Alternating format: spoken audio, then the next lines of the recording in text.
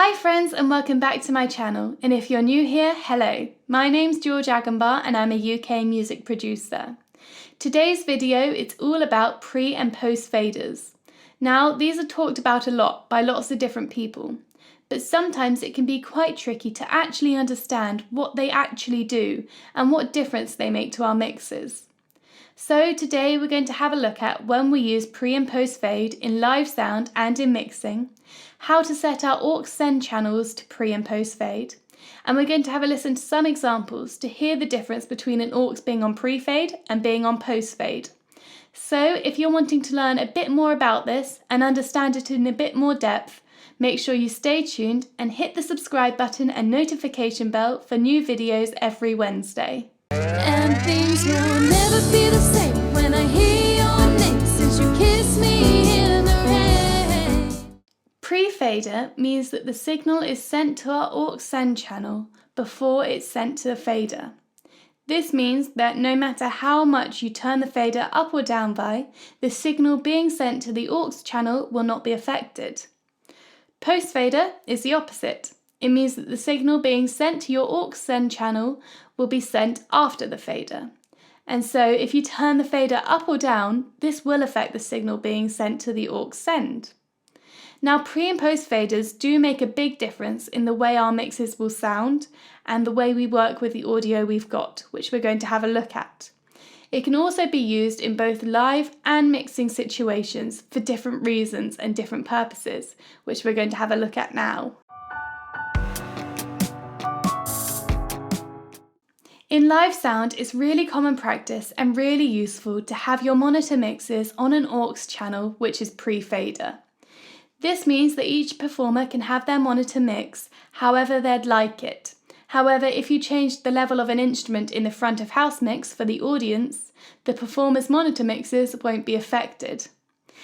But you may want to use post-fader in live sound when you have some performers who want to hear exactly what is going on in the front of house mix. For example, if you have a close harmony vocal group who want to balance their levels between themselves and do it all themselves, then this is really useful.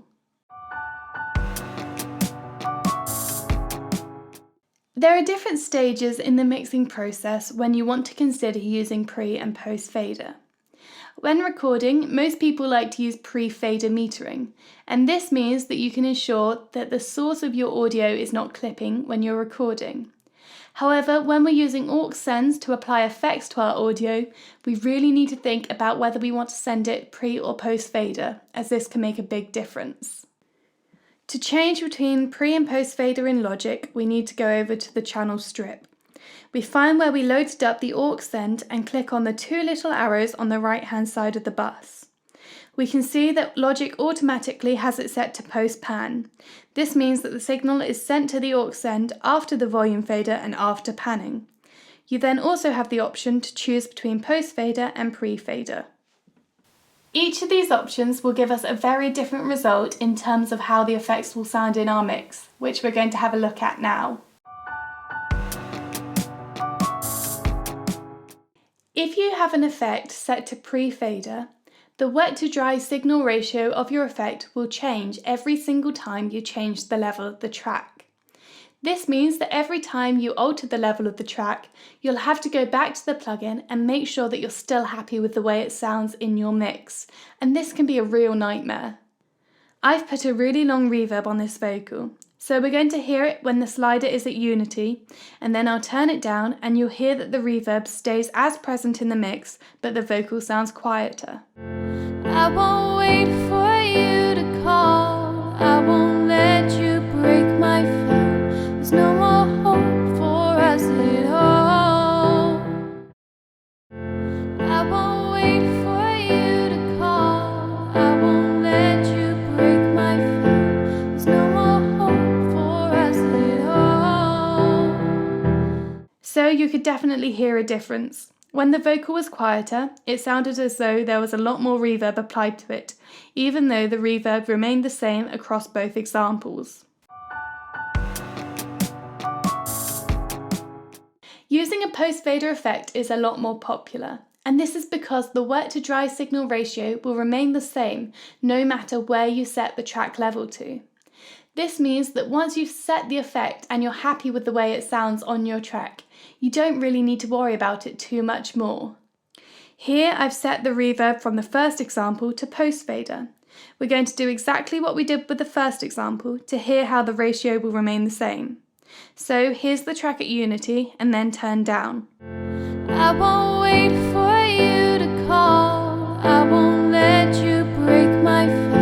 There's no more hope for us at all.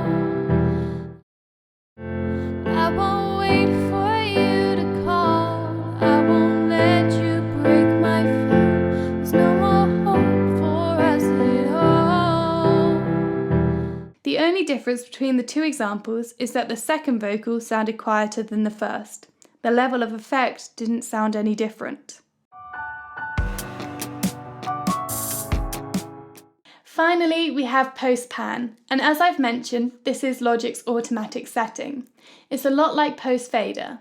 However, if you choose to pan a track to a position in the stereo field, the effect that you then apply to that track will be heard in the same place in the stereo field as the track is. So if you pan a track hard left and then want to apply reverb to it, the reverb on that track will be heard in the left-hand output. I'd say that post pan is a great option. The only time that I wouldn't use it is if my mix sounded really unbalanced. For example, if I had lots of tracks panned to the left-hand side that all had reverb on it, and not really any tracks panned to the right with reverb on, I may consider changing some of these left-hand tracks to post fader instead of post pan to make sure that my mix sounds a lot more balanced. So that's the difference between pre-fader, post-fader and post-pan. I hope this video has helped you understand the difference between the three a bit more clearly. As with many things, again, there are no set rules to what you should do. However, most people tend to use aux sends and effects either post-fader or post-pan. Thank you for watching this video. I hope you found it useful and interesting. Let me know what you thought in the comments below and if there are any other videos you'd like to see in the future. Make sure you hit the subscribe button and notification bell for new videos every Wednesday, and I will see you again soon.